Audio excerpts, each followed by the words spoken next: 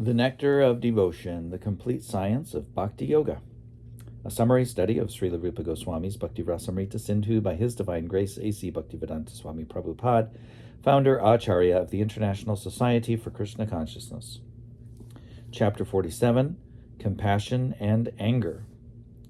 And this chapter comprises 2 waves of the northern side. The 4th wave is called Karuna Bhakti Ras, or compassion, and the 5th wave is called Rodra Bhakti Ras, or anger. And the northern side is called Gona Bhakti Ras, indirect loving relationships.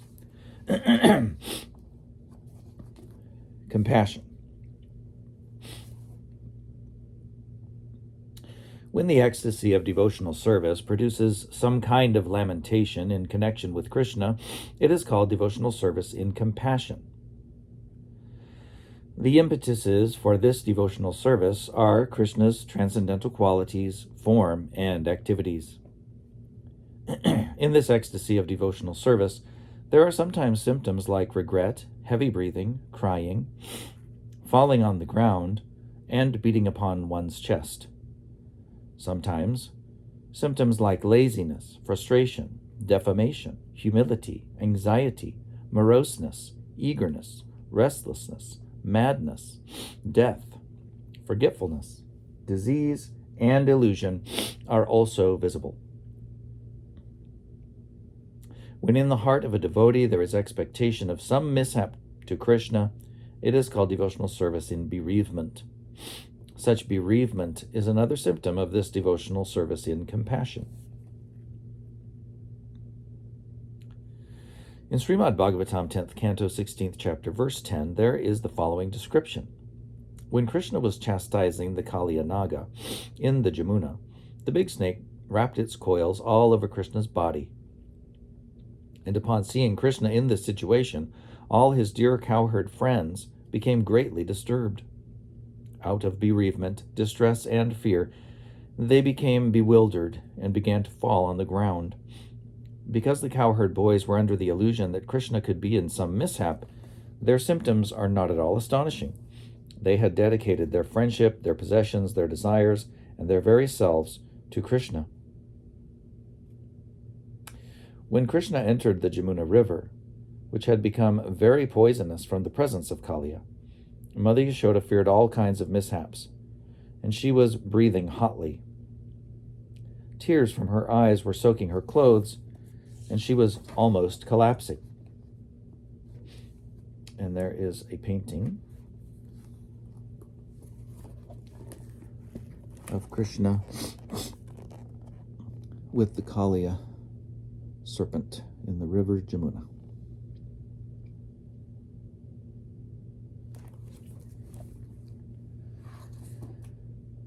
Similarly, when the Shankasur demon was attacking Krishna's queens one after another, Lord Baladev became more and more bluish. In the Hansadutta, the following incident is described. The gopis requested Hansadutta to search after the marks of Krishna's lotus feet and to accept them as Lord Brahma had accepted them on his helmet after he had stolen all Krishna's cowherd boys.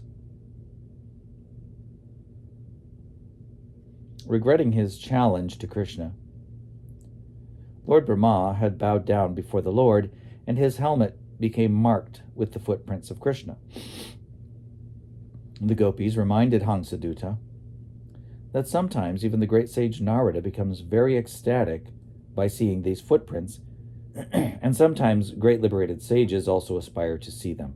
Quote, "You should therefore seek very enthusiastically to find the footprints of Krishna," they urged. Unquote. This is another instance of devotional service in compassion.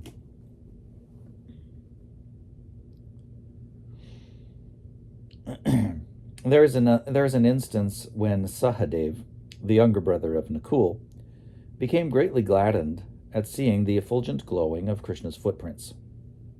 He began to cry and call out, quote, "Mother Madri, where are you now? Father Pandu, where are you now? I am very sorry that your not here to see these footprints of Krishna, unquote. This is another instance of devotional service in compassion. In devotional service without strong attraction to the Lord, there may sometimes be smiling and other symptoms,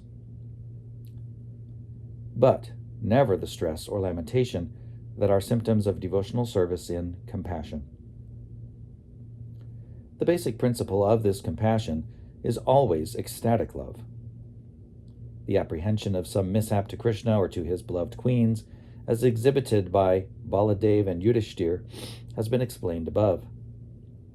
This apprehension is due not exactly to their ignorance of the inconceivable potencies of Krishna, but to their intense love for him.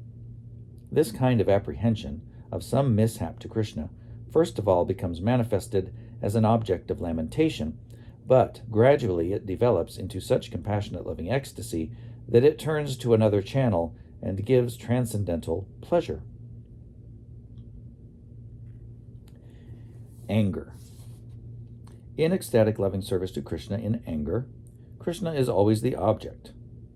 In Vidagdha Madhava, 2nd Act, verse 37, Lalita Gopi expressed her anger, which was caused by Krishna, when she addressed Srimati Radharani thus, quote, "My dear friend, my inner desires have been polluted. Therefore, I shall go to the place of Yamaraj.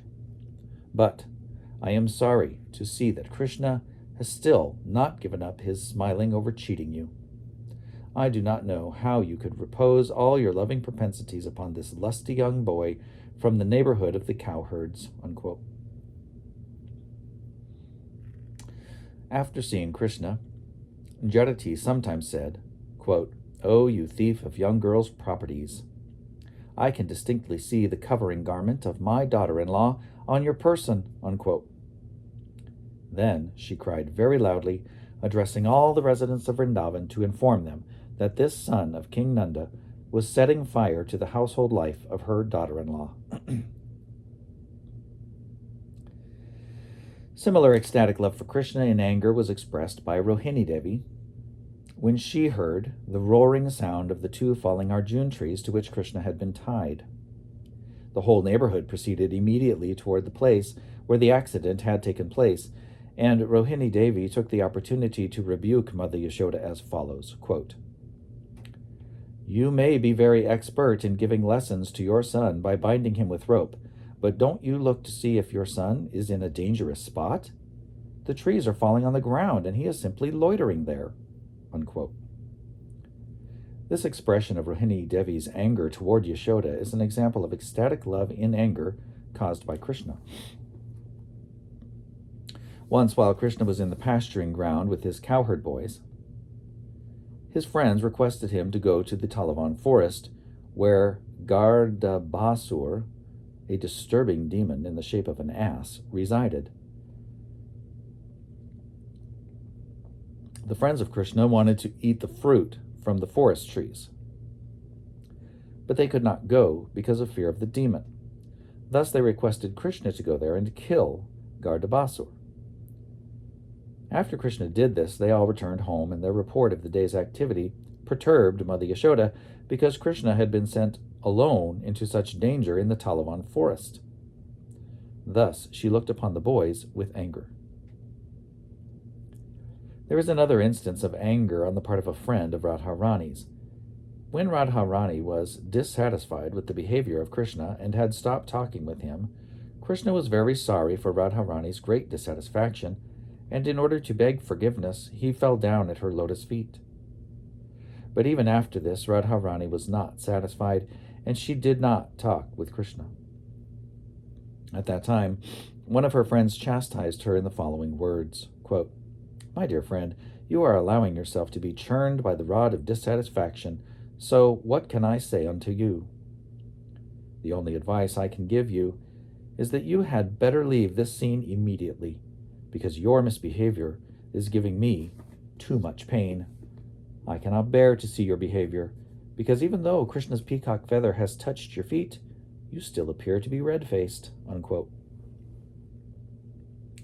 The above attitudes of dissatisfaction and anger in devotional service are called Irshu. When Akrura was leaving Vrindavan, some of the elderly gopis rebuked him as follows, quote, "O son of Gandhini, your cruelty is defaming the dynasty of King Yadu. You are taking Krishna away, keeping us in such a pitiable condition without him. Now, even before you have left, the life air of all the gopis has practically disappeared," unquote. When Krishna was insulted by Shishupal in the assembly of the Rajasuya Yagya, convened by Maharaj Yudhishthir, there was a great turmoil among the Pandavas and Kurus involving grandfather Bhishma. At that time, Nakul said with great anger, quote, "Krishna is the Supreme Personality of Godhead, and the nails of his toes are beautified by the light emanating from the jeweled helmets of the authorities of the Vedas. If he is derided by anyone, I declare herewith as a Pandava that I will kick his helmet with my left foot, and I will strike him with my arrows, which are as good as Yamadanda, the scepter of Yamaraj," unquote. This is an instance of ecstatic love for Krishna in anger. In such a transcendental angry mood, sometimes sarcastic remarks, unfavorable glances, and insulting words are exhibited.